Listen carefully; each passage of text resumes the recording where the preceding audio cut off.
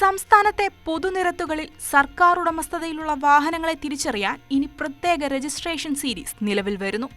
സാധാരണക്കാർക്ക് എളുപ്പത്തിൽ മനസ്സിലാക്കാൻ കഴിയാത്തതും പലപ്പോഴും ദുരുപയോഗം ചെയ്യപ്പെടുന്നതുമായ സർക്കാർ വാഹന രജിസ്ട്രേഷൻ സമ്പ്രദായത്തിന് ഒരു അന്ത്യം കുറിച്ചുകൊണ്ട് മോട്ടോർ വാഹന നിയമത്തിൽ പുതിയ ഭേദഗതിക്ക് കരട് വിജ്ഞാപനമായിരിക്കുകയാണ്. KL90 എന്ന ഈ പുതിയ സീരീസ് ഒരു നമ്പറിനപ്പുറം സുതാര്യതയുടെയും ഉത്തരവാദിത്ത ബോധത്തിന്റെയും പൊതുസ്വത്ത് സംരക്ഷണത്തിന്റെയും പുതിയ യുഗത്തിലേക്കുള്ള കേരളത്തിന്റെ കാൽവെപ്പാണ്.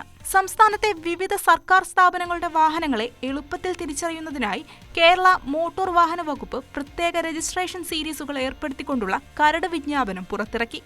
ഇതനുസരിച്ച് ഇനി മുതൽ സംസ്ഥാന സർക്കാർ വാഹനങ്ങൾക്ക് KL90 എന്നും അതിന്റെ തുടർച്ചയായി KL90D എന്നും സീരീസുകൾ നൽകും. കേന്ദ്ര സർക്കാർ വാഹനങ്ങളെ തിരിച്ചറിയുന്നതിനായി KL90A, KL90E എന്നീ സീരീസുകൾ ഉപയോഗിക്കും.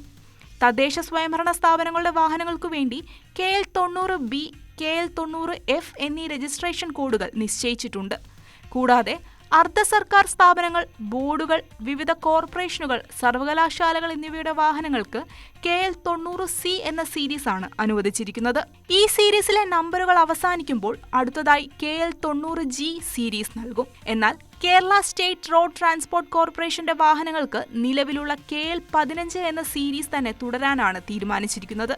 ഈ പുതിയ തരംതിരിവ് സർക്കാർ വാഹനങ്ങൾ ദുരുപയോഗം ചെയ്യുന്നത് തടയാനും പൊതുജനങ്ങൾക്ക് എളുപ്പത്തിൽ തിരിച്ചറിയാനും സഹായിക്കും. ഇതുവരെ സർക്കാർ വാഹനങ്ങൾ പലപ്പോഴും സാധാരണ രജിസ്ട്രേഷൻ സീരീസുകളിലായിരുന്നു രജിസ്റ്റർ ചെയ്തിരുന്നത്. ഒരു സാധാരണക്കാരന് ഇത് തിരിച്ചറിയാൻ കഴിഞ്ഞിരുന്നില്ല. എന്നാൽ പുതിയ സംവിധാനം വന്നതോടെ ഒരു വാഹനം എവിടെയെങ്കിലും മോശം രീതിയിൽ ഓടിക്കുകയോ നിയമം ലംഘിക്കുകയോ ചെയ്താൽ അത് ഏത് സർക്കാർ സ്ഥാപനത്തിൻ്റെതാണെന്ന് പൊതുജനങ്ങൾക്ക് നിമിഷ നേരം കൊണ്ട് മനസ്സിലാക്കാൻ സാധിക്കും. ഇത് വാഹനമോടിക്കുന്ന ജീവനക്കാരനിൽ വലിയൊരു ഉത്തരവാദിത്ത ബോധം സൃഷ്ടിക്കും. ഉദാഹരണത്തിന്, ഒരു സാധാരണ KL07 കാർ ഗതാഗത നിയമം ലംഘിച്ചാൽ ഉടമയെ തിരിച്ചറിയാൻ മോട്ടോർ വാഹന വകുപ്പിന് മാത്രമേ സാധിക്കൂ.